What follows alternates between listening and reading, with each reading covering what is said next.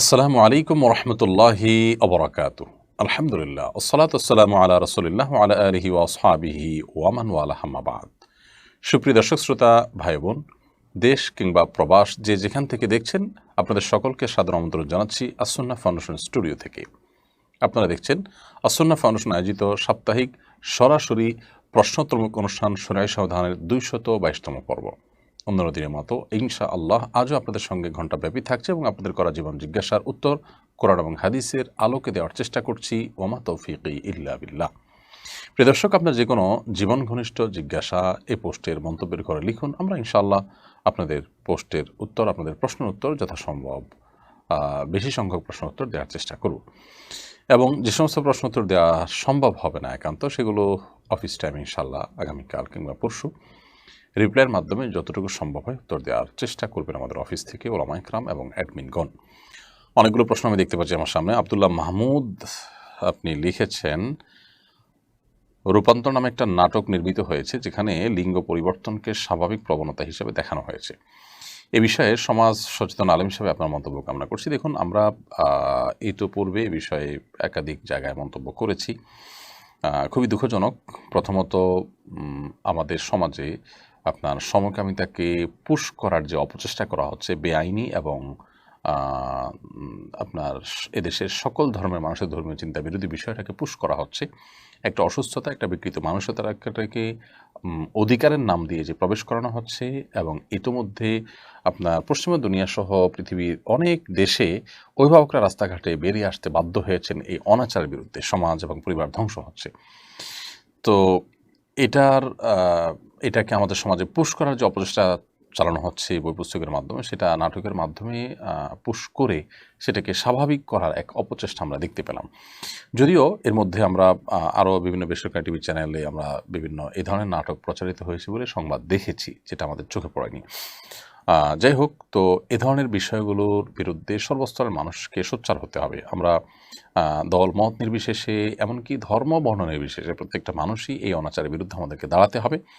Aggressively এই জিনিসটাকে push করার যে বিদেশি এজেন্ডা আমাদের দেশীয় কিছু মানুষ বাস্তবায়ন করার অপচেষ্টায় লিপ্ত, সেটা যে কোনো মূল্যে রুখতে হবে। যদি আমাদের পরিবারকে বাঁচাতে হয়, আমাদের প্রজন্মকে বাঁচাতে হয়, আমাদের সমাজকে যদি বাঁচাতে হয়। এমনি পরিবার ব্যবস্থা আমাদের ভঙ্গুর হয়ে যাচ্ছে দিন দিন। সেখানে এ ধরনের বিষয়গুলো যদি পুশ করা হয় তাহলে সেটি আরও ভয়াবহ আকার ধারণ করবে। বিধায় ইতিমধ্যে যদিও স্পন্সর প্রতিষ্ঠান, তাদের সাথে প্রতারণা করা হয়েছে। দেখুন, এরা যে প্রতারণা করে মানে আদর্শিকভাবে যারা দেউলিয়া, আদর্শিকভাবে যারা ভ্রান্ত আদর্শের অনুসারী, তারা তাদের কাজগুলো এরকমই হয়। তারা প্রতারণা করেছে আপনার স্পন্সর প্রতিষ্ঠানের সাথে। তারা ইতিমধ্যে এটা নিয়ে মামলা পর্যন্ত গিয়েছে। তো সব মিলিয়ে এ ধরনের অন্যায় অনাচারের বিরুদ্ধে আমাদের সবাইকেই সোচ্চার হতে হবে। মোহাম্মদ ইব্রাহিম আপনি লিখেছেন, এই ফিতনার জগতে চরিত্র কিভাবে হেফাজত করব? চরিত্র হেফাজত করার মতো কঠিন কাজ বোধহয় আজকের সময়ে আরেকটি পাওয়া দুষ্কর। এখনকার তরুণদের জন্য শুধুমাত্র নিজের চরিত্রকে, নিজের যৌবনকে সকল প্রকার হারাম সম্পর্ক থেকে বাঁচিয়ে রাখা, চোখকে হেফাজত করা, চরিত্রকে রক্ষা করা, এটা হলো তাদের জন্য সবচেয়ে বড় বুজুর্গি। এটা হলো তাদের জন্য সবচেয়ে বড় ভালো মানুষ হওয়ার লক্ষণ, আল্লাহওয়ালা হওয়ার জন্য সবচেয়ে বড় ধাপ এখনকার ছেলে মেয়েদের জন্য। সো সে চেষ্টা আমাদের করতে হবে, যত কঠিনই হোক না কেন। এখন প্রশ্ন হলো, কিভাবে আমরা আমাদের চরিত্রকে রক্ষা করতে পারি, সচ্চরিত্রবান হতে পারি? এর উত্তর হলো যে, প্রথমত ফিতনাগুলো সম্পর্কে আমরা সবাই কম বেশি ওয়াকিফাল। যে আমরা আমাদের শিক্ষা প্রতিষ্ঠানে, কর্মস্থলে, রাস্তাঘাটে, শপিং মলে যেখানেই যাই, আমাদের পুরো পরিবেশটাকে নোংরা করে ফেলা হচ্ছে, এবং শয়তানি সভ্যতা, শয়তানের অনুসারীরা গোড়ার পরিবেশটাকে অশ্লীলতা এবং নোংরামি দিয়ে ভরে ফেলছে। ইমানদারদের শত্রু শয়তান, শয়তান তার দোসরদের দিয়ে সে এখানে অনাচার এর যে চাষ, অনাচারের যে বীজ, সেটা সে এখানে বপন করছে। অতএব এটার বিরুদ্ধে আমাদের প্রত্যেকটা মানুষকে দাঁড়াতে হবে, সোচ্চার হতে হবে, এবং বুঝতে হবে যে সর্বতভাবে আমাদেরকে আষ্টেপৃষ্ঠে ঘিরে ধরছে, এবং সব ধরনের ফিতনা আমাদের উপরে পতিত হচ্ছে। এটি যদি আমাদের মাথায় থাকে, তাহলে সেটিকে মোকাবেলা করা কিছুটা হলেও আমাদের জন্য সহজ হয়ে যাবে। কারণ আমরা যখন জানবো যে চতুর্মুখী ফিতনা আমাদেরকে গ্রাস করছে, তখন এটার মোকাবেলা করাটা আমাদের জন্য ইজি হবে এবং সহজ হবে। তো আমরা যখন বের হব, শিক্ষা প্রতিষ্ঠানে যাব, তখন আমরা ভাববো যে সেখানে যেহেতু একটা ফিতনাময় পরিবেশ আছে, শয়তান তার জাল বিছিয়েছে, সো আমাকে একটু কেয়ারফুলি থাকতে হবে। এই ভাবনা মাথায় নিয়ে যদি আমি বের হই, ইনশাআল্লাহ আমার জন্য বেচাটা অনেক সহজ হবে। সেই সাথে আল্লাহ তাআলার কাছে দোয়া করতে হবে, আল্লাহুম্মা ইন্নী আউযু বিকা মিনাল ফিতানি মা যাহারা মিনহা ওয়া মা বাতান। আল্লাহ আপনার কাছে প্রকাশ্য অপ্রকাশ্য সব ধরনের ফিতনা থেকে আমরা পানাহ চাই। সে দোয়া আল্লাহ তাআলার কাছে করতে হবে। এবং এর বাইরে আ স্পেশালি যত দ্রুত সম্ভব উপযুক্ত হওয়ার সাথে সাথেই বিয়ের বন্দোবস্ত করতে হবে। নিজের পায়ে নিজে দাঁড়ানো, উপার্জন করা, মোহর টাকা জোগাড় করা, অভিভাবকদের কনভিন্স করা, সব মিলিয়ে দ্রুততার সাথে বিয়ের ব্যবস্থা করতে হবে। ইনশাআল্লাহ সর্বমুখী এবং বহুমুখী প্রচেষ্টা হলে আল্লাহ তাআলা হেফাজত করবে। এমনি মারুফ আহমদ লিখেছেন, কোনো মানুষ মরুভূমির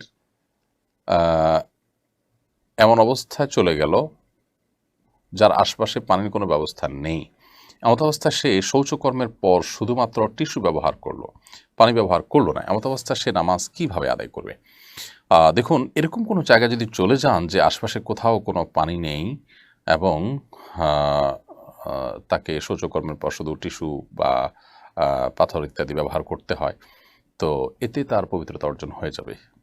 তার নাপাকি দূর করতে পারলেই হবে।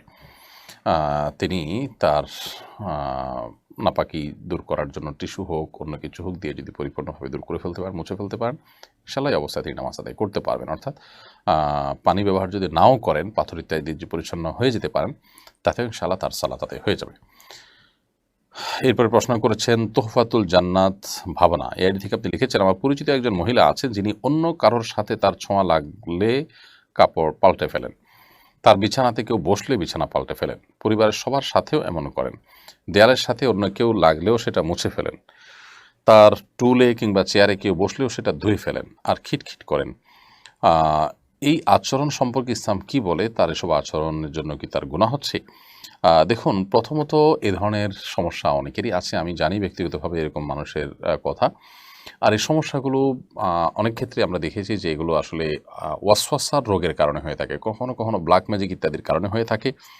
আর কখনো, কখনো এগুলো ওয়াসওয়াসার রোগের অংশ। অর্থাৎ আ আমাদের অনেকেরই দেখা যায় যে এ ধরনের কুমন্ত্রণা, মনের ভিতরে আপনার শয়তান নানা রকমের বাজে চিন্তা প্রবেশ করা এবং এর কারণে না জল্পনা কল্পনা তৈরি হয়। এই যে আপনার খুঁতখুঁতে স্বভাবের হয়। এগুলোর জন্য প্রথমত কোনো ভালো রাকিকে দিয়ে রুকিয়া করানো যেতে পারে। অনেক সময় রুকিয়া করলে এগুলো ঠিক হয় এবং সেই সাথে কোনো মানসিক ডাক্তার দেখানো যেতে পারে বা কোনো সাইকিয়াট্রিস্টের শরণাপন্ন হওয়া যেতে পারে। এবং একই সঙ্গে মোটিভেশনের দরকার। একই সঙ্গে যে মোটিভেশন কারোর মাধ্যমে তিনি মোটিভেশন নিতে পারেন বা সেলফ মোটিভেশন হতে পারে। এই জিনিসগুলো মানুষকে আপাত দৃষ্টিতে তার কাছে মনে হচ্ছে যে আমি অনেক বেশি পরিচ্ছন্ন থাকছি, অনেক বেশি পবিত্র থাকছি, অনেক বেশি আমি সতর্ক থাকছি। আসলে এই সমস্ত অহেতুক কাজে ব্যস্ত হয়ে তার অনেক বড়, বড় কাজ থেকে তিনি বঞ্চিত হচ্ছেন। তিনি অনেক বড়, বড় কাজ করতে পারছেন না, অনেক নেকামল থেকে বঞ্চিত থাকছেন। এটা শয়তানের একটা চক্রান্তও বটে। তো এইজন্য এগুলো থেকে তিনি বেঁচে থাকার জন্য আপনার চেষ্টা করবেন। সেই সাথে দোয়া করবেন আল্লাহর কাছে, আল্লাহুম্মা জাআল ওয়াসাওয়িসা কলবি খাশিয়াতাক। আল্লাহুম্মা জাআল ওয়াসাওয়িসা কলবি খাশিয়াতাক। আল্লাহ, আমার অন্তরের যে সমস্ত কুমন্ত্রণাসমূহ আছে সেগুলোকে আপনি আপনার ভয় দিয়ে পরিবর্তন করে দিন। এরপরে প্রশ্ন করেছেন মাহমুদুল হাসান। মাহমুদুল হাসান লিখেছেন, কওমি মাদ্রাসার নতুন শিক্ষাবর্ষ শুরু হয়েছে। শিক্ষাবর্ষের শুরুতে কওমি মাদ্রাসার শিক্ষার্থীদের প্রতি আপনার বার্তা কি হবে? দেখুন, প্রথম কথা হলো যে কওমি মাদ্রাসাগুলো প্রতি বছরই রমজানের পরে ভর্তি কার্যক্রম শুরু হয়। বিপুল সংখ্যক শিক্ষার্থীরা কওমি মাদ্রাসায় পড়াশোনা করেন এবং মা বাবা, সচেতন অভিভাবকরা আজকাল তাদের সন্তানদের বিশেষ করে আদর্শিকভাবে বলিষ্ঠ হিসাবে গড়ে তোলার জন্য, ভালো মুসলমান হিসাবে গড়ে তোলার জন্য, বিশেষ করে শিক্ষা প্রতিষ্ঠানগুলোতে যে নীতিহীনতার জোয়ার চলছে সেখান থেকে সন্তানদের বাঁচাবার জন্য অনেকেই সন্তানদেরকে কওমি মাদ্রাসায় এখন ভর্তি করাচ্ছেন। কওমি মাদ্রাসার যে অন্যতম বৈশিষ্ট্য যে ছাত্ররা এখানে বিনয়ী হয়, ভদ্র হয়, তুলনামূলকভাবে আমলি হয় এবং পড়াশোনার প্রতি মনোযোগী হয়, সেই বৈশিষ্ট্যগুলো আজকাল কওমি মাদ্রাসা থেকে অনেকটা হারাতে বসেছে। ওই জন্য একজন শিক্ষার্থী, একজন অভিভাবক তারা এই ব্যাপারগুলোতে সাবধান থাকবেন, সতর্ক থাকবেন। বিশেষ করে যে মাদ্রাসাতে আমলি পরিবেশ যত বেশি হবে, যেখানে পড়াশোনার পাশাপাশি উস্তাজদের তরবিয়ত, আমল এগুলো তুলনামূলকভাবে অনেক বেশি থাকবে, ভালো থাকবে, সেগুলোকে খুব বেশি প্রায়োরিটি দিয়ে চলতে হবে এবং সেগুলোকে সামনে রেখে অগ্রসর হতে হবে এবং সেগুলো মাথায় রেখে অগ্রসর হতে হবে। সেই সাথে এমন একজন শিক্ষক যিনি খুবই বিচক্ষণ, যুগ সচেতন, সময় সম্পর্কে অনেক ভালো বোঝেন, আবার খুবই আমলি মানুষ, দুনিয়া লোভী নন, দুনিয়া থেকে অনেক দূরে থাকেন, দুনিয়া বিরাগী মানুষ, এরকম একজন উস্তাজ তাকে জীবনের মুরব্বী হিসাবে নিয়ে তার পরামর্শ করে সামনে অগ্রসর হতে হবে। যদি কখনো মনে হয় যে তার চাইতে বেটার কোনো অপশন আছে, তাহলে সেক্ষেত্রে মুরব্বী চেঞ্জ হতে পারে, কিন্তু অপশনটা রাখতে হবে এবং পড়াশোনা করতে হবে খুব মনোযোগ দিয়ে। আর সস্তা কোনো বা সহজ কোনো চিন্তা করা যাবে না। বড় আলেম হওয়ার জন্য যা দরকার পরিপূর্ণভাবে সেই চেষ্টা এবং প্রতিটা ক্লাসে প্রতিটা সাবজেক্টকে সর্বোচ্চ গুরুত্ব দিয়ে পড়াশোনা করে তারপরে সামনে অগ্রসর হতে হবে। কারণ আমাদের সমাজে বহু আলেম ওলামা থাকলেও, অনেক হুজুর থাকলেও, অনেক হাফেজ আলেম থাকলেও ভালো দক্ষ আলেমের কিন্তু প্রচণ্ড রকমের অভাব রয়েছে। সেজন্য এই দিকটাতে আমাদের বিশেষভাবে ফোকাস করতে হবে। কিয়া আক্তার আপনি লিখেছেন, আমার 15 বছর আগে বিয়ে হয়েছে। বিয়ের বেশ কিছুদিন পর আমার স্বামী আমাকে আমার বোনের বাড়িতে রেখে বাহির থেকে আসছি বলে বের হয়ে যায়। এরপর আর ফিরে আসেনি। এখন আমার করণীয়, অন্যত্র বিবাহ আবদ্ধ হতে চাইলে কি করতে হবে? আল্লাহ তাআলা আপনার সমস্যার সমাধান করুন, আমরা দোয়া করি। এবং আপনার স্বামী আপনাকে রেখে চলে গেছেন আর আসেনি, এক্ষেত্রে স্বামীর বাবার বাড়ি, আপনার শ্বশুর বাড়ি এবং বিভিন্ন জায়গায় খোঁজখবর নিয়ে নিশ্চয়ই কোনো না কোনো ক্লু তো পাওয়া যাওয়ার কথা। সেক্ষেত্রে ক্লু কি পাওয়া গেল? যদি দেখা যাচ্ছে যে তিনি আসেন দিব্যি, ইগনোর করতে চাচ্ছেন, আপনার সম্পর্ক রাখতে চাচ্ছেন না, তাহলে তাদের কাছ থেকে তালাকের উদ্যোগ নিতে হবে। আর যদি তার কোনো হদিসই পাওয়া না যায়, কেউই তার খবর না রাখে, নিরুদ্দেশ হয়ে যায়, তাহলে সেক্ষেত্রে আপনি যথাযথভাবে আদালতের শরণাপন্ন হবেন এবং আদালতের শরণাপন্ন হয়ে বিবাহ বিচ্ছেদ আদালতের মাধ্যমে বিচ্ছেদের অর্ডার নেবেন। সেটা সম্ভব না হলে এলাকার মান্যগণ্য মুরব্বীরা, আলেম ওলামারা যারা আছেন তাদের মাধ্যমে আপনি বিবাহ বিচ্ছেদের উদ্যোগ নেবেন। তারা পুরো বিষয়কে পর্যালোচনা করে ডিসিশন দিবেন এবং বিবাহ বিচ্ছেদের উদ্যোগ নেবেন। সেটা হলে ইনশাআল্লাহ আপনি অন্যত্র বিবাহ বন্ধনে আবদ্ধ হতে পারবেন। মাহমুদুল হাসান লিখেছেন, স্যার আপনার প্রশ্ন উত্তর দিয়েছি। আখি আখতার ফ্রম মানিকগঞ্জ এআইডি থেকে আপনি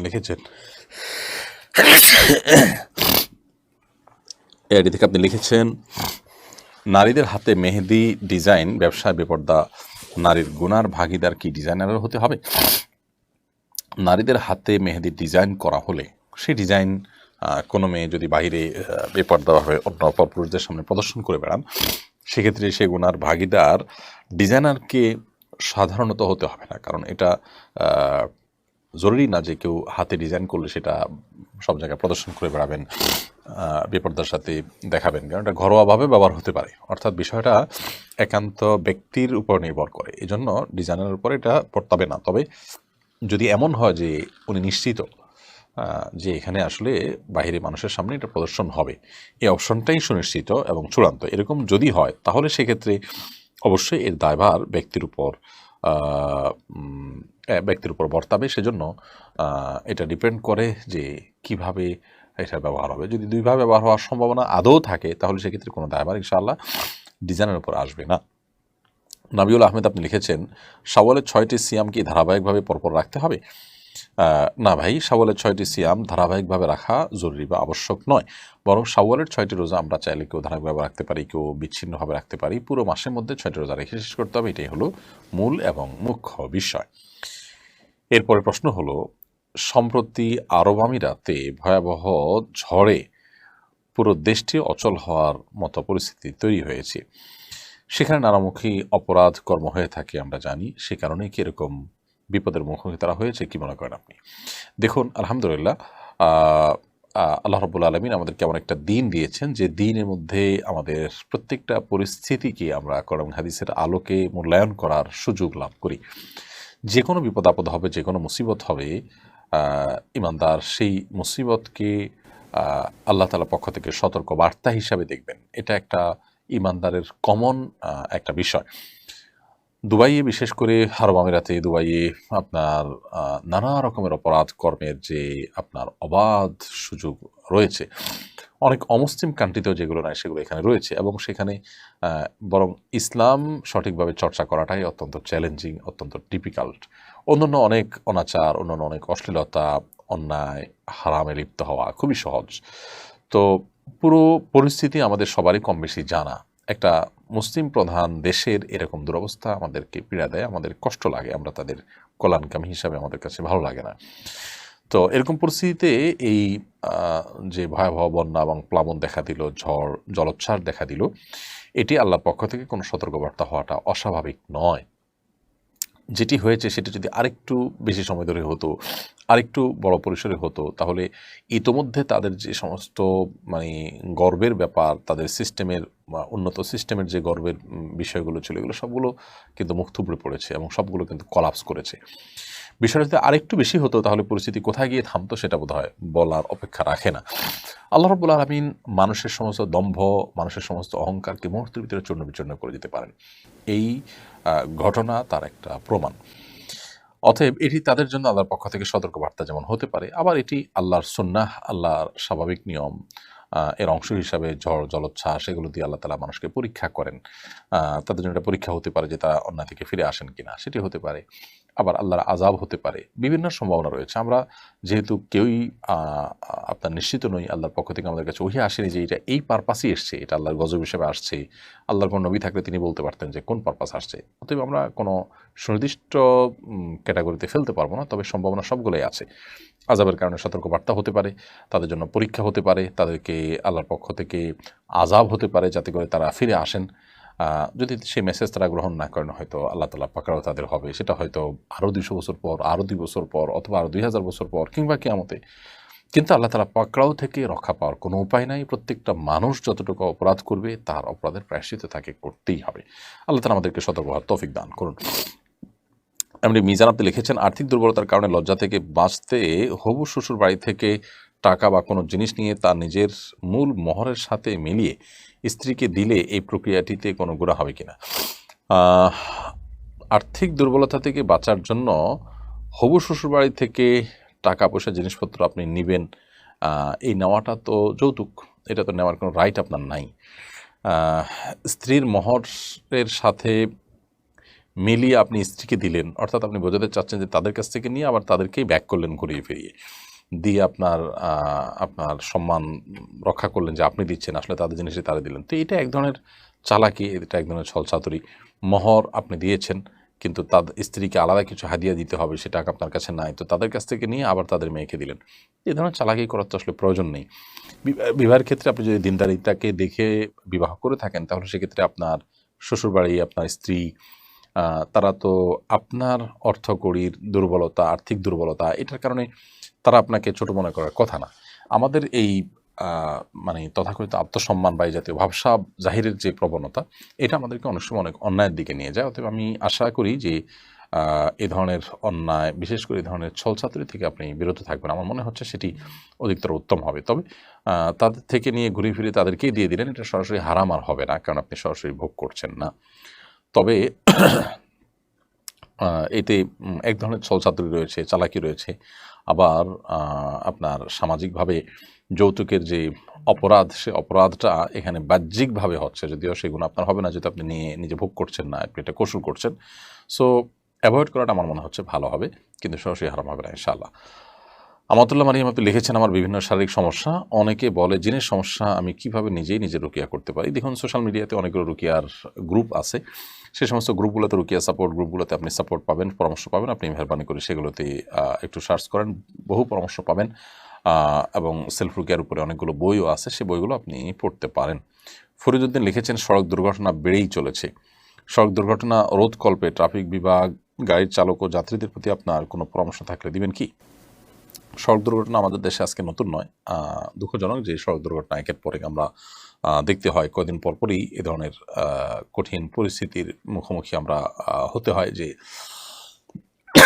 নির্মম থেকে নির্মমতম ঘটনা ঘটতে থাকে এবং একের পর এক দুর্ঘটনায় মানুষ মারা যায়, পঙ্গু হয়। এ ধরনের পরিস্থিতিতে আমাদের প্রত্যেকটা মানুষকে যার যার জায়গায় দায়িত্বশীল হতে হবে, এবং দায়িত্বশীল যদি আমরা না হতে পারি, তাহলে সেক্ষেত্রে আজকে কেউ হয়তো এই পরিস্থিতির শিকার হয়েছেন, কালকে হয়তো আমাদেরকে হতে হবে। ঠিক এরকম একটা বাস্তবতাকে সামনে রেখে আমার মনে হয় যে আমাদের এ সংক্রান্ত যে আইন আছে সেগুলোর বাস্তবায়ন যেমন হওয়া দরকার, সেগুলোর কার্যকারিতা যেমন দরকার, জনসচেতনতা বৃদ্ধি করা দরকার। বিশেষ করে এই সমস্ত রোড অ্যাক্সিডেন্টে কারো না কারোর দায় থাকে, সেটা ড্রাইভার হোক, কোনো কর্তৃপক্ষের নিশ্চয়ই দায় থাকে, সেই ব্যক্তিদেরকে দায় নিতে বাধ্য করতে হবে। সেটা যদি করা যায় তাহলে ইনশাআল্লাহ এই ধরনের পরিস্থিতি কিছুটা হলেও কমে যাবে।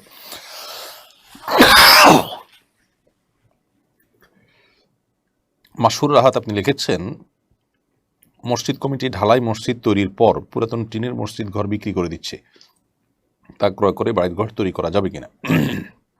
উত্তর হলে অবশ্যই করতে পারবেন।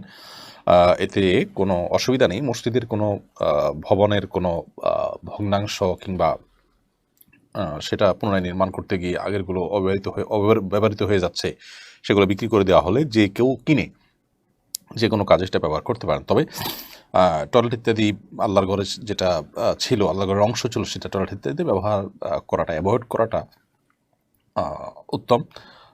এটা আল্লাহর ঘরের প্রতি আদব এবং শিষ্টাচারের অংশ হিসাবে। এর বাইরে আপনি ঘর বাড়ি বানাতে পারেন, দোকানপাট বানাতে পারেন, এমন কোনো কথা নেই যে মসজিদের ভবনে ব্যবহৃত টিন ছিল, মসজিদে ভবনে ব্যবহৃত ইট ছিল, সেটা দিয়ে আমরা ঘর বাড়ি বানাতে পারবো না, এরকম কিছু না। টাকা দিয়ে নিয়ে মসজিদের ফান্ডে সে টাকা ঢুকে যাবে, আর আপনি সেই জিনিসটা আপনার প্রয়োজন মতো ব্যবহার করতে পারবেন। আপনি শফিকুল ইসলাম লিখেছেন, শুক্রবার জুমার নামাজে খুতবা চলার সময় সুন্নত নামাজ পড়া যাবে কিনা? না, খুতবা চলার সময় সুন্নত নামাজ পড়া যাবে না। তবে অনেক উলামার মতে মসজিদে প্রবেশের পর যে 2 রাকাত সুন্নাত, যেটা ওয়াজিব অনেক উলামাদের মতে, বিশেষ করে হাম্বলী মাযহাব উলামা ইকরাম আর অনেক উলামা ইকরামের মতে, সে সমস্ত ইমামদের মতে মসজিদে ঢোকার পর ওই 2 রাকাত নামাজ, যেটা তাহিয়াতুল মসজিদ বা দখুল মসজিদ, সেটা যদি না পড়ে থাকেন আপনি, তাহলে সেই নামাজটা খুতবা চলাকালীন পড়া যাবে। বাকি এ ব্যাপারে সমস্ত উলামা ইকরামই একমত যে খুতবা চলাকালীন সময় জুমার নামাজের পূর্বের যে সুন্নাত, সে সুন্নাত নামাজ পড়া যাবে না। খুতবা চলাকালীন ইমাম সাহেব যখন বের হবেন তখন নিরিবিলি খুতবা শ্রবণ করতে হবে। কোনো সলাৎ, কোনো কাজ সেখানে, কোনো কথা সেখানে চলবে না, নিরিবিলি খুতবা থেকে মনোযোগী হতে হবে। জাহিদুল ইসলাম আলভী আপনি লিখেছেন, শাওয়াল মাসের 6 রোজার নিয়ম ব্যাপারে যদি একটু বলতেন। ভাই আলভী, শাওয়াল মাসের 6 রোজা, এটা শাওয়াল মাসের প্রথম দিন, ঈদের দিন ছাড়া, এরপর আপনি পুরো মাসের মধ্যে রাখলেই হবে। ধারাবাহিকভাবে রাখেন কিংবা ভেঙে ভেঙে রাখেন, সেটা একান্তই আপনার ব্যাপার। যে কোনোভাবে আপনি এই রোজা রাখলেই হবে। সো যে কোনো মূল্যে আপনি শাওয়ালের 6টা রোজা রাখবেন, ভেঙে ভেঙে হোক আর একত্রে হোক। সোমবার, বৃহস্পতিবার কিংবা চাঁদের 13, 14, 15 এই দিনগুলোর সাথে মিট করে যদি আপনি রোজা রাখেন, তাতেও ইনশাআল্লাহ বেদিন আপনার রোজা আদায় হয়ে যাবে। আমরা অনেকেই আছি যারা হয়তো তাদের শুধু শুক্রবার বন্ধ থাকে, সেদিন তারা রাখতে চান। যদিও শুধু জুমার দিন রোজা রাখা হাদিসে নিষেধ, বা জুমারকে কেন্দ্র করে কোনো দিনকে রোজার জন্য ফিক্স করা হাদিসে নিষেধ, কিন্তু আপনার জন্য শাওয়ালের 6 রোজা রাখার জন্য অন্য যদি অপশন না থাকে, এটাই আপনার জন্য সহজ হয়, তাহলে সপ্তাহে মাসে 4টা জুমা পাওয়া যায়, সেই দিনগুলো আপনি রাখতে পারেন শাওয়ালের 6 রোজার জন্য। তো যে কোনো মূল্যে পুরো মাসের রোজাগুলো আপনি রেখে ফেললেই হবে ইনশাআল্লাহ বিদিনা। তবে যদি কোনো কাজা রোজা থাকে, তাহলে কাজা রোজাকে আগে রেখে তারপর এই রোজাগুলো রাখা অধিকতর উত্তম। এরপর ইয়াহিয়া আহমদ আপনি লিখেছেন, প্রশ্নের ধরন কীরকম হবে? আমাদের কোরআন বর্ষকে কেন্দ্র করে যে কম্পিটিশন হবে, আপনি সেটির প্রশ্নের ধরন সম্পর্কে সম্ভবত জানতে চেয়েছেন। তো সেই বিষয়ে আমরা বলতে চাই যে প্রশ্নের ধরন কেমন হবে এ বিষয়ে ধারণা নেওয়ার জন্য একটা মক পরীক্ষার আয়োজন করা যেতে পারে, সেটা হয়তো আমরা করবো ইনশাআল্লাহ। তবে আপনাকে এতটুকু বলে রাখি যে কোরআন কারীমের শুধু তর্জমা, অনুবাদ পড়ে গেলেই আপনি অনুবাদ থেকে প্রশ্ন করা হবে, সেখান থেকে আপনি প্রশ্ন উত্তর দিতে পারবেন। তার মানে আপনাকে ডিপ কোনো তাফসির বা সূক্ষ্ম কোনো বিষয়, শান নুজুল ইত্যাদি এসব বিষয়ে কোনো প্রশ্ন করা হবে না। আর দ্বিতীয়ত প্রশ্ন হবে এমসিকিউ প্রশ্ন, যার কারণে কোনো কিছু আপনাকে টাইপ করতে হবে না। অপশন দেওয়া থাকবে 3টা বা 4টা করে, সেগুলোর মধ্যে সঠিক অপশনটা আপনাকে শুধু চুজ করতে হবে, ব্যাস। এভাবে প্রশ্ন উত্তর দিতে পারবেন। নাজমুল হক আপনি লিখেছেন, পহেলা বৈশাখে যথারীতি মঙ্গল শোভাযাত্রা পালিত হয়েছে। এবারে শোভাযাত্রা বিশেষভাবে লক্ষণীয় বিষয় হলো মিছিলের সামনের সারিতে পুরুষ থেকে রূপান্তরিত হওয়া নারী ছিল। বিষয়টা কীভাবে দেখেন? আমার মনে হয় না এটা পরিকল্পিতভাবে হয়েছে। হতেও পারে পরিকল্পিতভাবে, অস্বাভাবিক নয়। আবার এই ট্রান্সজেন্ডার বা সমকামীরা, তারা তাদের এই আদর্শকে দেশে যেহেতু অ্যাগ্রেসিভলি প্রবেশ করাতে চাচ্ছে, অতএব তারা তাদের উদ্যোগে এই জাতীয় প্রোগ্রামগুলোতে ঢুকে পড়ছে এবং সামনে থেকে এই কাজগুলো করছে, এমনটি হতে পারে। সাভারে সম্প্রতি তাদের একটা অনুষ্ঠান হতে যাচ্ছিল, সেটাকে সম্ভবত আপনার ইতোমধ্যে পুলিশ সেটাকে পণ্ড করে দিয়েছে, রাষ্ট্রবিরোধী এই উদ্যোগকে। তো এই ব্যাপারে আমাদের প্রত্যেকটা মানুষকে আসলে সাবধান হতে হবে যথাযথভাবে। আমরা যদি উদ্যোগ না নিই, তাহলে সেক্ষেত্রে আমাদের জন্য এটা কঠিন হবে ঠেকানো। একটা সময় আমাদের পুরো প্রজন্ম ধ্বংসের দ্বারপ্রান্তে চলে যাবে। অতি উদারতার নামে যারা এ ব্যাপারে আপনার শীর্ষৈথিল্য প্রদর্শন করছেন, তারা এটার পরিণতি সম্পর্কে যদি আঁচ করতে চান, তাহলে ইতিমধ্যে যে সমস্ত দেশগুলোতে এগুলো অগ্রসর হয়ে গেছে এই সমস্ত কালচার, সেই দেশগুলোর দিকে একটু চোখ বুলাতে পারেন, সেই দেশগুলোর সামাজিক অবস্থা তারা একটু দেখতে পারেন। আয়েশা ইসলাম লিখেছেন, যদি আমি না চাইতেও মনে মনে কুচিন্তা আসে, মানে আমি এইসব ভাবতে চাই না কিন্তু তাও ভাবনা চলে আসে, তাহলে কি গুনাহগার হব? না, আপনার ইচ্ছার বাইরে যদি মনে বাজে চিন্তা চলে আসে, যেটা আসলে আপনার হাতে নয়, আপনার নিয়ন্ত্রণে নয়, আপনি ইচ্ছাকৃত কোনো খারাপ চিন্তা করতে চাচ্ছেন না কিন্তু চলে আসছে আপনার ইচ্ছার বাইরে, তাহলে সেক্ষেত্রে এর জন্য আপনার কোনো গুনাহ হবে না। কারণ আল্লাহ তাআলা মানুষকে নিজের সাধ্যের বাইরে কোনো কিছুর জন্য জবাবদিহি করবেন না। আল্লাহ তাআলা বলেছেন, লা ইউকাল্লিফুল্লাহু নাফসান ইল্লা উসআহা, কোনো মানুষকে আল্লাহ তাআলা তার সাধ্যের বাইরে কোনো কিছু চাপিয়ে দেন না। এজন্য আপনি ইচ্ছার বাইরে, আপনার নিয়ন্ত্রণের বাইরে মনে চলে আসছে, সেটার জন্য আপনি গুনাহগার হবেন না। তবে যখন এসে যায়, আপনি চেষ্টা করবেন যথাসম্ভব সেটাকে দূর করার। আপনি যখনই মনে করতে পারছেন যে আপনার মনের ভিতরে একটা বাজে চিন্তা আসছে, বাজে জল্পনা কল্পনা আসছে, সাথে সাথে আপনি সেটা থেকে নিজেকে সরিয়ে আনার চেষ্টা করবেন, আল্লাহর কাছে পানাহ চাইবেন। আপনার এই যে চেষ্টাটুকু, এটুকু ইনশাআল্লাহ যথেষ্ট হবে আল্লাহর কাছে আপনার নাজাতের জন্য। আর এর পাশাপাশি এরকম বাজে চিন্তা আসলে বাম দিকে প্রতীকী থুতু ফেলবেন ৩ বার, আর আমানতু বিল্লাহি ওয়া রাসূলিহি এটি পড়বেন, আল্লাহর কাছে পানাহ চাইবেন, আউযু বিল্লাহি মিনাশ শাইতানির রাজিম পড়বেন, ইনশাআল্লাহ আল্লাহ তাআলা আপনাকে পানাহ দিবেন। মনির হোসেন লিখেছেন, তওবা করলে কি পেছনের সমস্ত গুনাহ মাফ হবে? আপনি তওবা যদি সমস্ত গুনাহ থেকে করেন, সমস্ত পাপাচার থেকে যদি ফিরে আসেন, এসে আল্লাহ তাআলার আনুগত্যের জীবন যাপন করেন, তাহলে ইনশাআল্লাহ পেছনের সমস্ত গুনাহ আল্লাহ তাআলা মাফ করবেন। সেই সুধারণা আল্লাহর প্রতি আপনি রাখতে পারেন। তবে তওবা হতে হবে তওবায়ে নাসুহা বা খাঁটি তওবা, যেই তওবাটা হবে আপনার অন্তরের অন্তঃস্থল থেকে, এবং যে তওবা হবে তওবার শর্তগুলো পূরণ করে। অর্থাৎ ভবিষ্যতে আর সেই সমস্ত গুনাহে আপনি লিপ্ত হলেন না, পূর্বকৃত গুনাহের জন্য আপনি অনুতপ্ত হলেন, আল্লাহ তাআলার কাছে ক্ষমা প্রার্থনা করলেন। ক্ষমার এই শর্তগুলো যদি, তওবার শর্তগুলো যদি পূরণ করে আপনি তওবা করে থাকেন, আশা করা যায় আল্লাহ তাআলা মাফ করবেন। তবে তওবা যদি সুনির্দিষ্ট কোনো একটা অপরাধ থেকে হয়, সেটাও হতে পারে যে আপনি একটি পাপ থেকে তওবা করেছেন যে আল্লাহ এই কাজটা আমি আর করব না, তাহলে এটাই আল্লাহ তাআলার কাছে মাফের আশা করবেন। আর যদি তওবা হয় জেনারেল, যে আল্লাহ আমি কোনো আপনার অবাধ্যতার পথে আর যাব না, যেগুলো করেছি সবগুলো থেকে আমি পানাহ চাই, তো আল্লাহ তাআলা মাফ করবেন আশা করা যায়। তবে কোনো বিশেষ অপরাধ হয়ে গেলে নির্দিষ্ট করে সেই অপরাধ থেকেই তওবা করতে হয়, তাহলে আল্লাহ তাআলা সেটা মাফ করবেন। এভাবে একটা একটা করে আলাদা করে তওবা করাটাই হলো নিয়ম। সেই সাথে জেনারেল তওবাও হতে পারে যে আমি সমস্ত গুনাহ থেকে আল্লাহর কাছে পানাহ চাই মনে প্রাণে। একটা মানুষ আল্লাহর আদেশ নিষেধের তোয়াক্কা করতেন না, এখন তিনি সেটা তোয়াক্কা করবেন, সে মনে সংকল্প করেছেন, নতুন জীবন করেছেন। তো এটা হলো জেনারেল তওবা। জেনারেল তওবার মাধ্যমে আল্লাহ তাআলা পূর্বের গুনাহগুলো মাফ করে দিবেন, সেটা আশা করা যায়। তবে বড় বড় গুনাহগুলো নির্দিষ্ট করে করে সেগুলো থেকে আলাদা করে তওবা করা হলো উচিত। আবু হাসান আপনি লিখেছেন, আগামী 23 তারিখ থেকে অনার্স তৃতীয় বর্ষের পরীক্ষা শুরু হচ্ছে। দুপুর 1টা থেকে বিকাল 5টা পর্যন্ত জোহর নামাজ কীভাবে পড়বে? এই সময় তো পরীক্ষা চলবে। জোহর নামাজ আপনি আগে পড়ে নেবেন, কয়েকজন পরীক্ষার্থী মিলে আপনারা জামাত করে নেবেন, যেহেতু 12টা, 12:15 দিকে কম বেশি এরকম সময় ওয়াক্ত হয়ে যায়। অতএব আপনি হলে ঢোকার আগে পরীক্ষা জোহর ওয়াক্ত নামাজ পড়ে নিয়ে তারপর প্রবেশ করবেন, এবং হল থেকে বের হয়ে সাথে সাথে আসর নামাজ পড়ে নেবেন। ইনশাআল্লাহ এভাবে আপনি নামাজ পড়বেন। কোনোভাবে নামাজ ত্যাগ করার সুযোগ নেই। যে কোনোভাবে পরীক্ষার আগে পরে আপনাকে সময় করে পড়ে নিতে হবে। আর যদি পরীক্ষার আগে সময় না হয়, হলে ঢোকার পরে ওয়াক্ত হয়, আবার হল থেকে বের হওয়ার আগে আগে শেষ হয়ে যায়, তাহলে প্রয়োজনে আপনি পরীক্ষা আগে শেষ করে বের হয়ে ওয়াক্তে থাকতে থাকতে পরীক্ষা নামাজ পড়বেন, অথবা পরীক্ষা চলাকালীন ছুটি নিয়ে শুধু ফরজ নামাজটুকু পড়ে নেবেন। যেভাবে হোক আপনাকে নামাজ পড়তে হবে, এটা কম্প্রোমাইজ করবার কোনো সুযোগ নেই। তারিখ এআইডি থেকে আপনি লিখেছেন, আমি একজন মালয়েশিয়া প্রবাসী, আমি ঈদের নামাজ পড়তে পারি নাই, কোম্পানি পড়তে দেয় নাই, এটি কি আমার গুনাহ হবে? দেখুন, ঈদের নামাজ পড়াটা আপনার জন্য উচিত ছিল, যেহেতু আপনি পড়তে পারেন নাই। আল্লাহ তাআলার কাছে আপনি এর জন্য মাফ চাইবেন। অনেক উলামা ইকরাম এটাকে সুন্নাহ বলেছেন, অনেক ইমামগণের মতে ওয়াজিব, মতপার্থক্য আছে। তো আমরা ওয়াজিব মতটাই ধরলাম, এবং এই মতটাকে ধরে আপনি আল্লাহ তাআলার কাছে তওবা করবেন, ইস্তেগফার করবেন, ক্ষমা প্রার্থনা করবেন এই মতটার অনুসারী হিসেবে।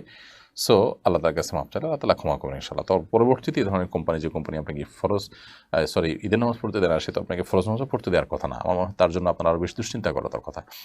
যদি অন্যান্য নামাজ পড়তে দেয়, শুধু ঈদের নামাজের ক্ষেত্রে ঝামেলা করে, তাহলে সেক্ষেত্রে আপনার এই কোম্পানির পরিবর্তনের চিন্তা করা উচিত। আর যদি ফরজ নামাজগুলো আপনাকে পড়তে না দেয়, তাহলে তো কোনো অবস্থাতে সেখানে চাকরি করার জন্য হালাল নয়, জায়েজ নয়।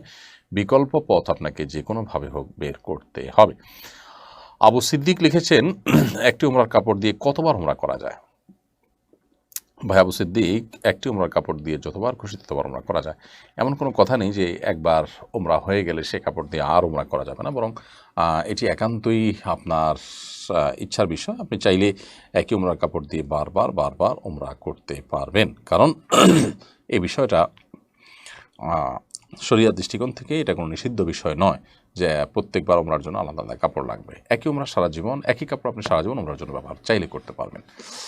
আহমদ নয়ন আপনি লিখেছেন, আমার জাকাতের টাকা কি আমার আপন ছোট ভাইকে তার মাদ্রাসা পড়াশোনা খরচ চালানোর জন্য দিতে পারবো? দেওয়া গেলে কত টাকা পরিমাণ দেওয়া যাবে? ভাই আহমদ নয়ন, আপনার জাকাতের টাকা আপনার ছোট ভাইকে যে মাদ্রাসা পড়াশোনা করছে তার খরচ চালানোর জন্য দিতে পারবেন, যদি সে আপনার একান্নভুক্ত বা আপনার অধীনস্থ না হয় বা তার দায়িত্বভার আপনার উপর না থাকে। আপনার বাবা বেঁচে আছেন, বাবার দায়িত্বের মধ্যে পড়ে তার ব্যয়ভার বহন করা, তো এখন আপনি ভাই হিসেবে তাকে আপনি এটা দিচ্ছেন, দিতে পারেন।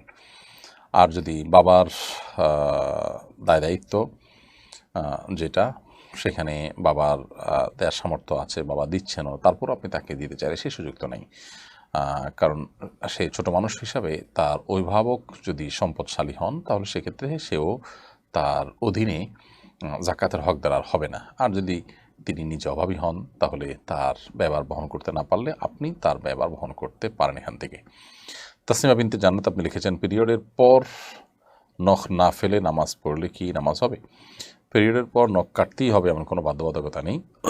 ওই অবস্থায় আপনি নামাজ পড়লে নামাজ হবে, গোসল করতে হবে, গোসল করে আপনি নামাজ পড়তে পারেন। মির্জা এমডি আকরাম আপনি লিখেছেন, কোরবানি দেওয়ার জন্য নিজে গাভী পালন করেছি, এখন গাভীর 3 মাসের বাচ্চা আছে, এই গাভী কি কোরবানি দেওয়া যাবে?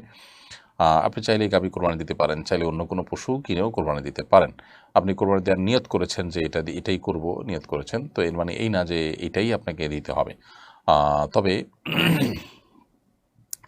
বিশেষ করে যখন গাভীর 3 মাসের পেটে বাচ্চা আছে তখন, তাহলে আপনি এটাকে চেঞ্জ করে অন্য পশু কোরবানি দিতে পারেন। আর যদি 3 মাসের বাচ্চা যেটা আছে সেটা সহ আপনি কোরবানি দিতে চান, সেটা জায়েজ আছে, দিলে সেই বাচ্চা সহই আপনাকে কোরবানি দিতে হবে, অর্থাৎ বাচ্চাটা আলাদা রেখে দিতে পারবেন না, বাচ্চাও জবে করে দিতে হবে আপনাকে, আপনি খেতে পারেন বা না পারেন।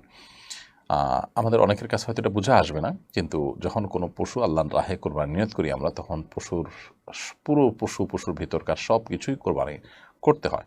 তো এরকম পরিস্থিতি এড়াবার জন্য আপনি চাইলে সেটা পরিবর্তন করতে পারেন, বিশেষ করে যখন সচ্ছল মানুষ হবেন তখন আপনি এটা করতেই পারেন।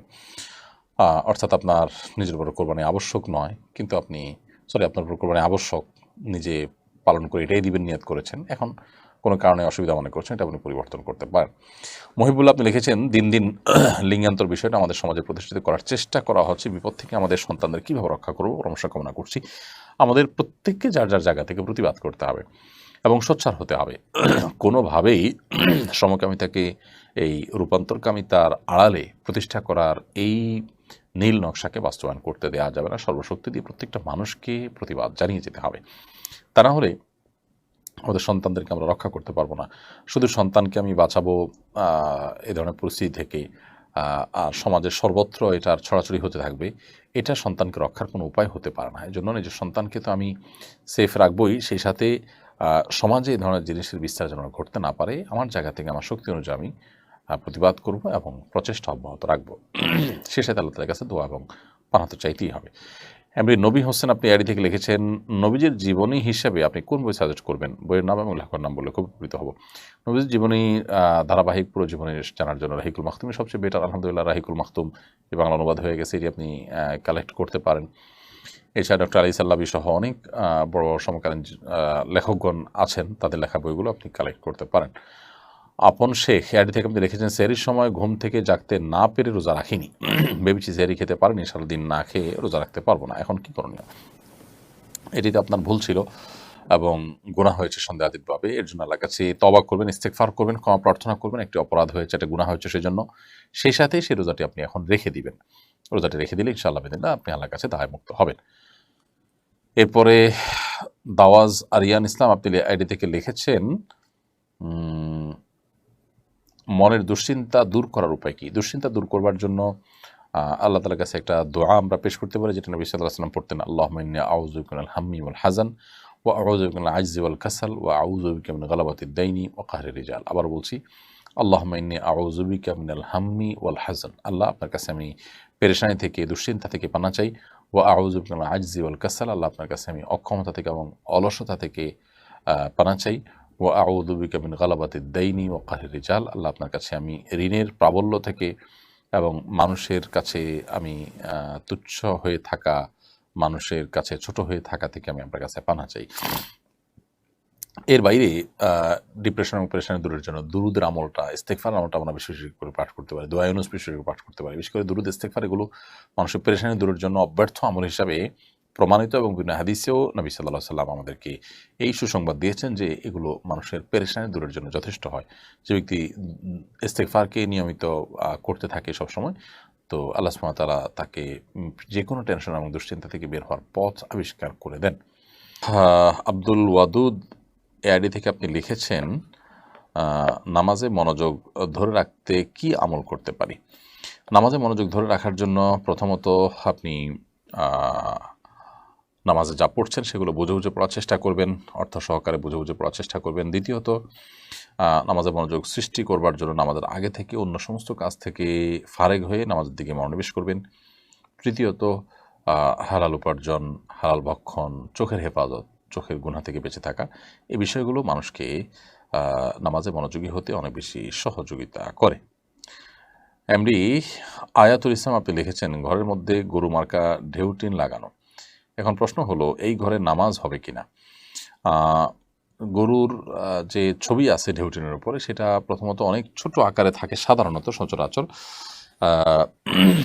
তো যদি অনেক ছোট হয় এবং অস্পষ্ট হয় তাহলে কোনো অসুবিধা নেই। আর যদি একেবারে পরিষ্কার করে বোঝা যায় তাহলে সেক্ষেত্রে সেখানে নামাজ হয়ে যাবে, কিন্তু মাকরুহ হবে, অনুচিত হবে এরকম জায়গায় নামাজ পড়া। এবং সেই ছবির জায়গাটা কিছু দিয়ে যদি মুছে দেওয়া যায় তাহলে সেই ক্ষেত্রে আর মাকরুহ হবে না। এমনি মোস্তাফিজুর রহমান আপনি লিখেছেন, আতরের পরিবর্তে পারফিউম ব্যবহার করলে কি সুগন্ধি ব্যবহারের সুন্নাহ আদায় হবে? আদায় হবে, তবে এই পারফিউমে যেহেতু অ্যালকোহল থাকে সেটা ব্যবহার নিয়ে আমাদের ভিন্ন রকম মত আছে, একাধিক মত আছে। অনেকে এটাকে জায়েজ মনে করেন, অনেকে না জায়েজ মনে করেন, তবে জায়েজ হওয়ার মতটা আমরা অধিকতর শক্তিশালী মনে করি এবং সুন্নাহ আদায় হবে আমরা মনে করি। তবে ইখতিলাফ থাকার কারণে কেউ যদি আতর ব্যবহার করতে পারে না, এটা অ্যাভয়েড করতে পারে, সেটা উত্তম। বাট আমি এটাকে ব্যবহার করাকে জায়েজ মনে করি এবং জায়েজ যে সমস্ত ওলামা বলেন তাদের যুক্তিটা আমাদের কাছে বেশি শক্তিশালী মনে হয়। ইশতিয়াক উদ্দিন এআইডি থেকে আপনি লিখেছেন, কেউ না জেনে শিরক করলে সে মুশরিক হিসাবে গণ্য হবে কিনা? কেউ যদি না জেনে শিরক করেন তারপরেও শিরকি, কিন্তু তিনি যখন জেনেছেন সাথে সাথে তিনি যদি তওবা করেন, ইস্তেগফার করেন এবং ফিরে আসেন, ইনশাআল্লাহ বিইذনিল্লাহ আল্লাহ তাআলার কাছে তিনি ক্ষমাপ্রাপ্ত হবেন। এমনি জসিমউদ্দিন লিখেছেন, সঞ্চয়পত্রের উপর যে মুনাফা দেওয়া হয় তাকে গ্রহণ করা জায়েজ হবে নাকি এটা সুদ হবে? সঞ্চয়পত্রের উপর যে মুনাফা দেওয়া হয় সেই মুনাফা গ্রহণ করা হারাম হবে, কারণ সঞ্চয়পত্রের উপর মুনাফাটা দেওয়া হয় এটা সুদ গ্রহণ করা হারাম, সেই দৃষ্টিকোণ থেকে এটা হারাম হবে। সঞ্চয়পত্র ভেঙে মূল টাকাটা শুধু আপনি নিতে পারবেন। রিয়াদ মাহমুদ হিমেল এআইডি থেকে আপনি লিখেছেন, আমার পরিচিত কোনো ব্যক্তি যদি সুদী ব্যাংক থেকে ঋণ নিয়ে অভাবগ্রস্ত হয়ে পড়ে এবং আমি তার ঋণ সুদ সহ পরিশোধ করে দিই, তাহলে কি আমার গুনাহ হবে? তাকে সুদ থেকে মুক্ত করবার জন্য, সুদ থেকে সে তওবা করে ফিরে আসছে এবং এই ভুলে সে আর জড়াতে চায় না, সেই জায়গা থেকে যদি তাকে আপনি মুক্ত করেন, ইনশাআল্লাহ আপনার গুনাহ হবে না। বরং আপনি তাকে ঋণ মুক্ত করেছেন এবং সুদ থেকে বেরিয়ে আসার জন্য সাহায্য করেছেন, সেজন্য আশা করে যে আল্লাহ তাআলার কাছে আপনি আজর পাবেন। তবে তার যদি এমন হয় যে মাঝপথে আছে, কোনো কিস্তিতে কোনো কিছু নিয়েছেন, এখন ডাউন পেমেন্ট দিয়ে তিনি সুদমুক্ত হয়ে যেতে পারেন, যদি এরকম সুযোগ থাকে সেটা আপনি করবেন। এমনকি যদি সে সুযোগ নাই, তার ঋণের সময় শেষ হয়ে গেছে বা কিস্তি নয়, ঋণ দিয়েছেন মাসে মাসে সুদ জমে অনেক টাকা হয়ে গেছে, এখন সবগুলো তাকে দিতে হবে, যদি তিনি তার ভুল বুঝতে পারেন, সেখান থেকে ফিরে আসার সংকল্প করেন, তাহলে সেক্ষেত্রে ঋণ মুক্ত করবার জন্য আপনি তার এই টাকা পরিশোধ করে দিলে ইনশাআল্লাহ এটি আপনার জন্য জায়েজ হবে, কোনো গুনাহ হবে না। কেফায়েতুল্লাহ পাটোয়ারি আপনি লিখেছেন, কর্মক্ষেত্র থেকে বাড়ির দূরত্ব সফর পরিমাণ, এক্ষেত্রে নিজের বাড়ি যাওয়ার সময় রাস্তায় কি মুসাফিরের নামাজ পড়ব নাকি পূর্ণ নামাজ পড়ব? ভাই কেফায়েতুল্লাহ, আপনার প্রশ্ন উত্তর হলো যে কর্মক্ষেত্রে থেকে আপনার বাড়ির দূরত্ব যখন সফর পরিমাণ হবে তখন মাঝের সময়টাতে আপনি কসর পড়বেন, রাস্তা আপনি কসর পড়বেন, পুরো নামাজ পড়বেন না। আমাতুল্লাহ শেফা আপনি লিখেছেন, আমার ব্যবহার্য স্বর্ণ আছে 6.5 ভরি, 4.6 ভরি, আমার কোনো ক্যাশ নেই, আমি কি জাকাত দিতে পারবো? জাকাত দিতে হবে? যেহেতু কোনো ক্যাশ টাকা নেই, আর যদি রূপাও যদি না থাকে, শুধু স্বর্ণ যদি থাকে, তাহলে 4.6 ভরি থাকলে আপনার উপরে জাকাত আসবে না, 7.5 ভরির আগে জাকাত আসবে না। আর যদি এর সাথে টাকা থাকে, তাহলে টাকা এবং এটা দুটা মিলিয়ে যেহেতু রূপার নেশাবটাকে টাচ করে, অতএব সেক্ষেত্রে আপনার জাকাত আসবে। কিন্তু শুধু স্বর্ণ থাকলে জাকাত আসবে না। ধরুন 6.5 ভরি আছে, সাথে 10,000 টাকা আছে, তাহলে 10,000 টাকা এবং 6.5 ভরি উভয়টার মূল্যমান যোগ হবে, কারণ টাকা এটা স্বর্ণ বা রূপার যে কোনো রূপই হতে পারে, যেহেতু সর্বনিম্ন স্বর্ণের দাম, অতএব স্বর্ণের সাথে রূপার দাম যেহেতু সর্বনিম্ন, অতএব ওই টাকাটাকে রূপা ধরলে, তাহলে স্বর্ণ আর রূপা যখন মিশ্র থাকে, তখন উভয়টার মূল্যকে একত্র করে স্বর্ণ রূপার যে কোনো একটার মূল্য টাচ করলে জাকাত এসে যায়। আর বলাই বাহুল্য যে রূপার দাম অনেক কম, অত রূপার যে নেশাব সেটাকে টাচ করা অনেক সহজ। এটা দুইটার মূল্য একসাথ করে করলে তখন রূপার যে নেশাব সেটাকে স্পর্শ করে ফেলে, আর সেজন্য তখন জাকাত আসে। এই জন্য স্বর্ণের সাথে যখন নগদ টাকা থাকে, স্বর্ণের সাথে যখন রূপা থাকে, তখন উভয়টার মূল্য অ্যাড করে রূপার নেশাব স্পর্শ করলেই তখন জাকাত এসে যায়। আর শুধু স্বর্ণ থাকলে 7.5 ভরি নিচে জাকাত আসবে না। এমনি মাহাদি হাসান আপনি লিখেছেন, বাবা মারা যাওয়ার পর ভাইয়েরা ভালো ভালো জমি বিক্রি করেছে। এখন ভালো জমি বলতে শুধু বাড়ির জায়গাই আছে, পুনরায় এখন দাগে দাগে জমি চাচ্ছে। এমত অবস্থায় কি বাড়ি ভেঙে হলেও বন্ধুর জমি দিতে হবে? দেখুন, বাবার মৃত্যুর পর টোটাল সম্পদ, সেটা বাড়ির জমি হোক, ভালো ভালো জমি হোক, এই সবগুলোর মূল্যমান হিসাব করতে হবে, যে বাবা যখন মারা গেছেন তারপর এই সবগুলোর ভ্যালু কত ছিল। এই ভ্যালু ধরে বোনদের হিস্সা ঠিক হবে। ধরা যাক সবগুলোর ভ্যালু, কোনোটার ভ্যালু 10 লাখ, কোনোটার ভ্যালু 2 লাখ, এই সব মিলিয়ে 30 লাখ হয়েছে, তাহলে সেখানে বোনদের যে হক আছে তাদের কত হয়? যদি এমন হয় যে বোন একজন, বোন 2 জন, ভাই 1 জন, তাহলে সেক্ষেত্রে এক ভাই হলে তিনি 20 লাখ পাবেন। বোন একজন হলে, সরি আপনার বোন ভাই যদি 2 জন হয়, বোন যদি 1 জন হয়, তাহলে সেক্ষেত্রে 5 ভাগ হবে। 5 ভাগের মধ্যে 2 ভাই, তারা 2 ভাগ 4 ভাগ পাবেন, বোন 1 ভাগ পাবেন। তাহলে 1 ভাগ হলে সেক্ষেত্রে 6 লাখ হয়, 30 লাখের 1 ভাগ, তাহলে সেটা বোন পাবেন। এই 6 লাখের জমি এখন বাড়িতে হোক, খেতে হোক, নগদ টাকা দিয়ে হোক, তাকে দিতে হবে। জমি দিতে হবে, বাড়ি দিতে হবে, নট নেসেসারি, কিন্তু ওই মূল্য তাকে পরিশোধ করতে হবে। তো এই বিষয়গুলো খুবই গুরুত্বপূর্ণ, যে বাবার মৃত্যুর পর ভালো ভালো জমিগুলো নিজেরা বিক্রি করে ফেলে এরপরে ক্ষেতের জমি থেকে শুধু মেপে দেওয়া হচ্ছে যে বাবার টোটাল জমি হয়তো 10 বিঘা, তো বোনের সেখানে যদি পাওনা হয় 3 বিঘা বা 3 বিঘা, তখন তাকে ওই ক্ষেত থেকে 3 বিঘা দেওয়া হচ্ছে। এটা উচিত হবে না, মূল্যমানটা বিবেচনা করতে হবে। হৃদয় আইডি থেকে আপনি লিখেছেন, মাগরিবের জামাতের পরপর কি আসরের কাজা নামাজ আদায় করা যাবে? মাগরিবের জামাতের পরপর আপনি আসরের যদি কাজা নামাজ থেকে থাকে সেটা আদায় করতে পারেন, কিন্তু আসরের কাজা নামাজ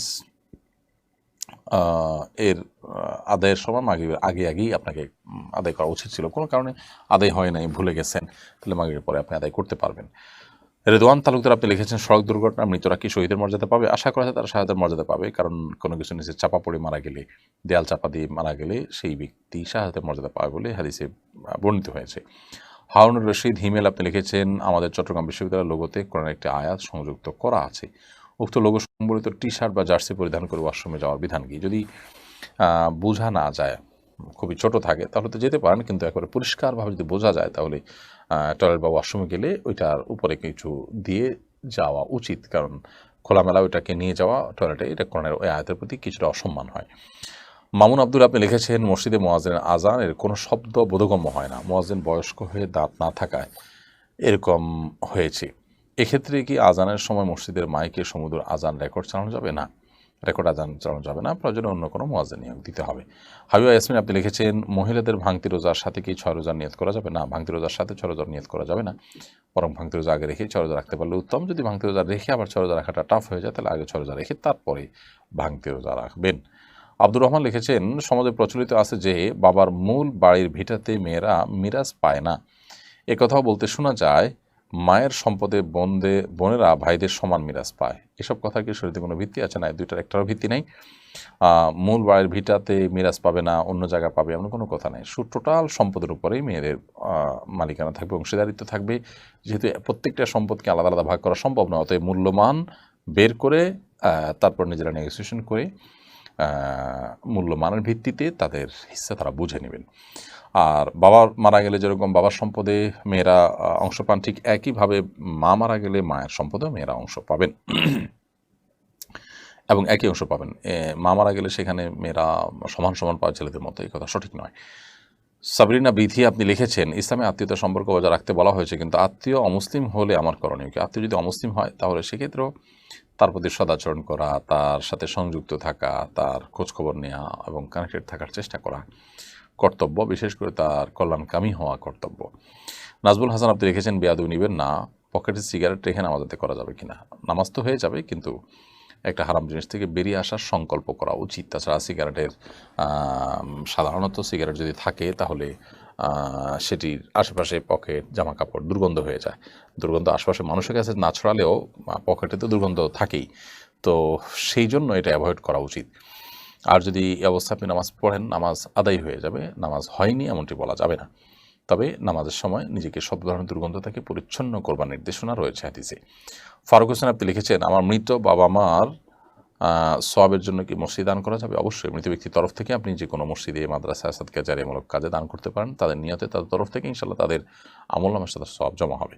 এমনি মুস্তাফিজুর রহমান লিখেছেন, বিয়ের পর শ্বশুরবাড়ি থেকে ছেলে কিছু নিতে চায় না, কিন্তু ছেলের পরিবার নিতে চায়। ছেলের পরিবারকে বোঝানো যায় না, এখন সে নেওয়া যৌতুকের জন্য কি ছেলে দায়ী থাকবে? অবশ্যই ছেলের দায় থাকবে। তাদেরকে বোঝানো যায় না মানে কি? এক্ষেত্রে হার্ডলাইনে যেতে হবে, এটা কম্প্রোমাইজের জায়গা না, এটা হারাম, আমি নেব না।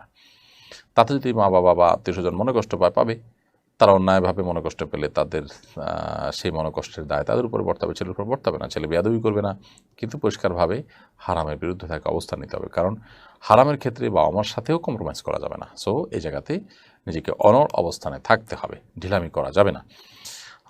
বাবা মাকে, পরিবারকে বোঝাতে হবে যে তাদের কাছ থেকে যৌতুক আমাদের জন্য হালাল নয়। এরপরও যদি এমন হয় যে ছেলের বাবা মেয়ের বাবার সাথে নেগোসিয়েশন করে নিয়ে নেয়, ছেলের এখানে কোনো কথা কেউ না শুনে, তাহলে তো তার দায় এখানে থাকবে না। তানজিল আক্তার আপনি লিখেছেন, পূর্ণ পর্দায় থেকে কি স্বামীকে ব্যবসার কাজে সাহায্য করা যাবে? অবশ্যই করা যাবে। আপনি পর্দার বিধান যদি লঙ্ঘন না করে স্বামীকে ব্যবসার কাজে সহযোগিতা করতে চান, অফিসিয়াল কাজে সহায়তা করতে চান এবং করতে পারেন, সেটা আপনার জন্য অবশ্যই জায়েজ আছে। আপনি পর্দার বিধানটা মানছেন কিনা এবং কোনো প্রকার ফিতনা থেকে বেঁচে থাকতে পারছেন কিনা, সেটা হলো মূল বিষয়। জান্নাত জুই এর থেকে আপনি লিখেছেন, জাদুর মাধ্যমে কি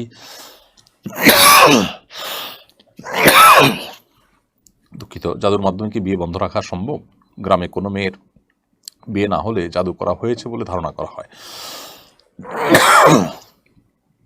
জাদুর মাধ্যমে বিয়ে বন্ধ রাখা যায়, এটা সম্ভাবনা রয়েছে। সো কোনো মেয়ের যদি কোনোভাবে বিয়ে না হয়, কোনো ছেলের যদি কোনোভাবে বিয়ে না হয়, বারবার আসে ফিরে যায়, ভেঙে যায়, কোনো ব্যাখ্যা খুঁজে পাওয়া না যায়, কোনো ক্লজ খুঁজে পাওয়া না যায়, তাহলে সেক্ষেত্রে এটি আপনার ইয়ের কারণে, কোনো ব্ল্যাক ম্যাজিকের কারণে হতে পারে, সেই আশঙ্কা উড়িয়ে দেওয়া যায় না। কিন্তু বিষয়টা কি একান্তই কাকতালীয় বা স্বাভাবিক, নাকি ব্ল্যাক ম্যাজিকের কারণে এমনটি হয়েছে, সেটি বোঝার জন্য কোনো ভালো রাকি, ঝাড়ফুঁককারীর শরণাপন্ন হওয়া যেতে পারে। তার মাধ্যমে ইনশাআল্লাহ বিদিনিল্লাহ সমাধানের পথ আমরা পেতে পারি, সেটা চেষ্টা করা যেতে পারে। অথবা সেলফ রুকিয়ার মাধ্যমেও কেউ চাইলে নিজের ডায়াগনোসিস করতে পারেন। নাদিয়া সুলতানা লিখেছেন, গায়ের তিল রিমুভ করা যায় আছে কিনা? সৌন্দর্য বর্ধনের জন্য, নিছকই সৌন্দর্য বর্ধনের জন্য এটি করলে ঠিক হবে না। অতিরিক্ত তিল আছে, সেটা ত্রুটিপূর্ণ বা দৃষ্টিকটু, সেই জন্য এটি চাইলে আপনি রিমুভ করতে পারেন। আজকাল তিল কোথাও কোথাও যেখানে তিল হলে দেখতে সুন্দর লাগবে সেখানে তিল স্থাপন করা হয়, সেগুলো জায়েজ নাই, কারণ আল্লাহ সৃষ্টিতে পরিবর্তন করা পরিষ্কারভাবে হারাম করে। কারীম আল্লাহ তাআলা বলেছেন, লা তাবদীলা লিখালকিল্লাহ, আল্লাহ সৃষ্টিতে পরিবর্তন করা চলবে না বা পরিবর্তন করা যায় না। নবী করিম সাল্লাল্লাহু আলাইহি ওয়াসাল্লাম হাদিসেও পরিষ্কারভাবে নিষেধ আছে।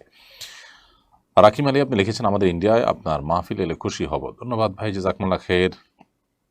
দেশেই আমরা মাহফিল থেকে সরে আসছি, সংকুচিত করে ফেলেছি, সেখানে দেশের বাইরে তো মাহফিল করা আপাতত কোনো চিন্তা আমরা করছি না। মেহরুন মিম আপনি লিখেছেন, আমি আমার একটা বিড়াল মেরেছি, এখন আমার কি করা উচিত? কোনো কারণ ছাড়া একটা প্রাণীকে যদি আপনি হত্যা করেন, বেশি করে কষ্ট দিয়ে হত্যা করে থাকেন, তাহলে সেটা তো অনেক বড় অপরাধ। এই জন্য আল্লাহ তাআলার কাছে আপনি কায়মনো বাক্যে মাফ চাইতে থাকতে হবে, ইস্তেগফার করতে হবে, চোখের পানি ফেলে লজ্জিত অনুতপ্ত হয়ে তওবা করতে হবে। আশা করে যারা তারা আপনাকে ক্ষমা করবেন, সেভাবে তওবা করতে পারেন। তাসনিমা খাতুন লিখেছেন, টিকটিকি, ইঁদুর বা এই ধরনের পোকা মাকড়ের মল কি নাপাক? কাপড় লাগলে নামাজ হবে কি? টিকটিকি, ইঁদুর বা এই ধরনের পোকামাকড়ের মল অবশ্যই নাপাক, কিন্তু পরিমাণ যদি অনেক অল্প হয় এবং শুকনা থাকে তাহলে আগের কাপড় নাপাক হবে না। কিন্তু যদি পরিমাণ বেশি হয় কিংবা শুকনা না থাকে, তরল হয় এবং তার আলামত কাপড় লেগে যায়, তাহলে অবশ্যই সেটা জায়গা পরিষ্কার করতে হবে, কাপড়ের অংশ ধুয়ে ফেলতে হবে। শিবলি সাদিক লিখেছেন, হজের এহরামের কাপড়কেই বাবা কাফনের কাপড় হিসেবে ব্যবহার করতে নির্দেশ করেছেন, এটা কি করা যাবে? হ্যাঁ, করতে পারেন, কোনো অসুবিধা নেই। এমডি মিজান লিখেছেন, বিয়ের অনুষ্ঠানে করেন আত্মীয় স্বজনরা জোরপূর্বক 70,000 টাকা দেনমোহর কাবিন নামায় সই করিয়েছে, কিন্তু আমার 30,000 টাকার উপরে দেনমোহর দেওয়ার সামর্থ্য নেই। এখন আমার করণীয় কি? আপনি যদি তখন স্বাক্ষর করে থাকেন, সম্মত হয়ে থাকেন, তাহলে আপনাকে সেটাই পরিশোধ করতে হবে। এ সমস্ত ক্ষেত্রে মানুষের অনড় অবস্থান থাকা উচিত। আপনার এক্ষেত্রে কোনো প্রকার ছাড় দেওয়া উচিত হয়নি। যেহেতু আপনি সম্মত হয়ে গেছেন, এখন আপনাকে সেটি আদায় করতে হবে। এবং যদি আপনি আপনার স্ত্রীর সাথে আলাপ আলোচনা করে কমিয়ে নিতে পারেন, তিনি যদি আপনাকে ছাড় দেন কিছু, তাহলে সেটা আপনার জন্য জায়েজ হবে। আল্লাহ সুবহানাহু ওয়া তাআলা বলেছেন, ফাইন তিবনা লাকুম শাইআম মিনহু ফাকুলুহু হানিআম মারিআ। যদি স্ত্রী মহর থেকে কিছু তোমাকে ছাড় দিয়ে দেয়, তাহলে সেটা তুমি খেতে পারো, অর্থাৎ তোমার জন্য জায়েজ হবে। তো সেটা আপনি করতে পারেন। এমনি বিলাল হোসেন আপনি লিখেছেন, আমরা যারা মার্কেটিংয়ে চাকরি করি সপ্তাহে 2-3 দিন বাইরে থাকা লাগে, সেক্ষেত্রে কসর নামাজ পড়বো কি না? হ্যাঁ, অবশ্যই আপনি যখন সফরের দূরত্বে থাকবেন কাজের জন্য, তখন আপনি পথে সফরের নামাজ পড়বেন। আর যেখানে যাচ্ছেন সেখানেও আপনার জাস্ট যাচ্ছেন, কাজ সেরে আবার চলে আসছেন, ওটা আপনার থাকার কোনো জায়গা নয়, তাহলে সেক্ষেত্রে সেখানেও আপনি কসর নামাজ পড়বেন। এবং বছর জুড়ে যদি এরকম আপনার মার্কেটিংয়ের কাজে বাইরে যেতে হয়, তো বছর জুড়ে আপনার জন্য কসর নামাজ প্রযোজ্য হবে, যতদিন আপনি সফরের দূরত্বে থাকবেন বা সফরে থাকবেন। শরীফুল ইসলাম রিয়াজ লিখেছেন, আমার ছেলে বাবুর নাম আহমদ নাফে রাখতে চাই, নাফে নাম রাখা যাবে কিনা? যে রাখতে পারেন, নাফে মানে উপকারী, কোনো অসুবিধা নেই। দিনের পথে আসেন এই আইডি থেকে আপনি লিখেছেন, স্বামীর জন্য কি টিপ পরা যাবে? স্বামী যদি চান, তার কাছে ভালো লাগে, জাস্ট সৌন্দর্যের জন্য আপনার রূপচর্চার অংশ হিসেবে আপনি সেটা করতে পারেন। জুবাইদা মাহবুব আপনি লিখেছেন, প্রেম করে বিয়ে করা যাবে কিনা? বিয়ের আগে সম্পর্ক করা পরিষ্কারভাবে হারাম। বিয়ের আগে ছেলে মেয়ে নিজেদের মধ্যে যে কোনো রিলেশন করবে, সম্পর্ক, সেটা পরিষ্কার হারাম। বিয়ের পর প্রেম করবেন, বিয়ের আগের প্রেম শরিয়া দৃষ্টিকোণ থেকে অবৈধ এবং হারাম। এটা মানুষকে বিয়ের টেন্ডেন্সি থেকে দূরে সরিয়ে দেয় এবং দাম্পত্য জীবনে অশান্তির পথে মানুষকে নিয়ে যায়। এখনকার বেশিরভাগ বিয়েই প্রেমের বিয়ে হচ্ছে এবং বেশিরভাগ বিয়ে কিন্তু ভেঙে যাচ্ছে, অশান্তিতে থাকছে দম্পতি, আমরা দেখতে পাচ্ছি। অর্থাৎ হারামে যে আরাম নেই, সেটার পরিষ্কার নিদর্শন আমরা দেখতে পাচ্ছি। পশ্চিমা দুনিয়াতে, অমুসলিম প্রধান দেশগুলোতে আপনি দেখবেন যে সেখানে বিবাহ বহির্ভূত সম্পর্ক, এটাকে অ্যাপ্রিসিয়েট করা হয়। সেখানে কিন্তু দাম্পত্য সম্পর্কগুলো ভয়াবহ অবস্থা এবং ঠুনকো। তো যার কারণে বিবাহের আগে আসলে কোনো প্রকার সম্পর্ক করা যাবে না। জানাশোনা নিজেদের মধ্যে আপনার এর জন্য যতটুকু প্রয়োজন ততটুকু তথ্য আদান প্রদান করা যেতে পারে। রুলি রৌশম এডি থেকে আপনি লিখেছেন, আমার স্বর্ণের জাকাত যা আসে আমি এক্সাক্ট হিসাব করে জাকাত দেই না, কারণ সারা বছর এবং জাকাত বাবদ জাকাতের চেয়ে অনেক বেশি টাকা আমরা দান করি, এতে কি আমার গুনাহ হবে? জাকাতের চেয়ে বেশি টাকাও যদি আপনি দান করেন, কিন্তু জাকাত নিয়ত করে না দেন, হিসাব করে জাকাত থেকে না দেন, তাহলে সেটা আপনার জাকাতের জন্য যথেষ্ট হবে না। বরং আপনার জাকাত হিসেব করে এক্সাক্ট ধরুন আপনার জাকাত আসে 20,000, আপনি সেই 20,000 টাকা হিসেব করে করে দিবেন, এরপর অতিরিক্ত দিলে সেটা আপনার নফল হবে। কিন্তু আপনি জাকাতে কোনো হিসাব না করে গড়ে দিচ্ছেন এবং দেওয়ার সময় কোনো জাকাতের নিয়ত করে দিচ্ছেন না, হিসাব করে দিচ্ছেন না, তাহলে সেক্ষেত্রে সেটা আপনার জাকাত আদায়ের জন্য যথেষ্ট হবে না। জাকিয়া সুলতানার সাথে আপনি লিখেছেন, কোনো রুমে সালাত আদায়ের সময় পাশে অন্য কেউ অল্প শব্দে কিংবা হেডফোন ইউজ করে ফোনের ভিডিও দেখলে নামাজ হবে কিনা? কোনো রুমে সালাত আদায়ের সময় পাশে অন্য কেউ যদি হেডফোন ইত্যাদির মাধ্যমে কোনো ভিডিও দেখে, আপনার নামাজে মনোযোগ নষ্ট হবে। নামাজ হয়ে যাবে, কিন্তু নামাজে যেহেতু মনোযোগ নষ্ট হবে, সেজন্য যথাসম্ভব এই ধরনের পরিস্থিতিতে আপনার যেন পড়তে না হয়, যিনি আওয়াজ করছেন বিনয়ের সাথে তাকে বলা উচিত এবং নিরিবিলি কোনো জায়গায় নামাজ পড়া দরকার।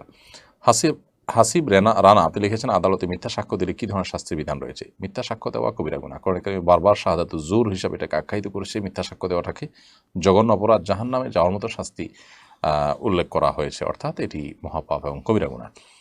তো এটি বান্দার হক নষ্ট হয়, আবার মিথ্যা কথা বলা হয়, মানুষের ক্ষতি করা হয়, অনেকগুলো অপরাধ এখানে জড়িয়ে আছে, যার কারণে সবচেয়ে বড় কবিরা গুনাহগুলোর মধ্য থেকে এটি।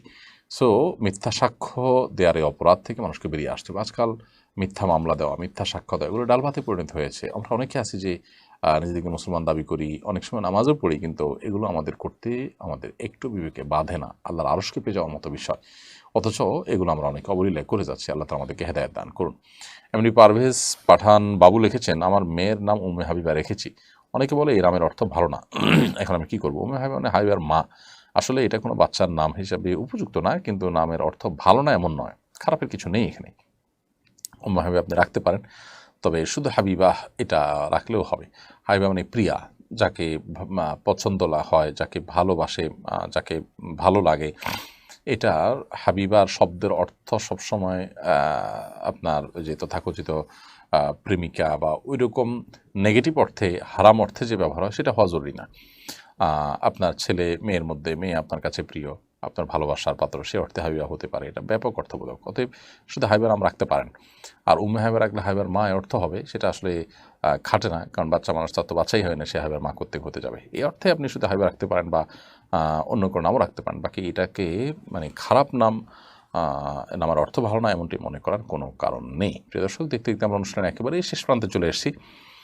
আজকে অনেকগুলো প্রশ্ন উত্তর দেওয়ার তৌফিক হয়েছে।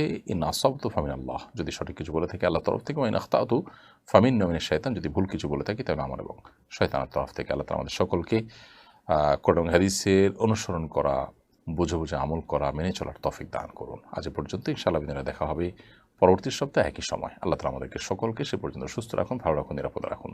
জাযাকুমুল্লাহু খাইরান। আসসালামু আলাইকুম ওয়া রাহমাতুল্লাহি ওয়া বারাকাতুহু।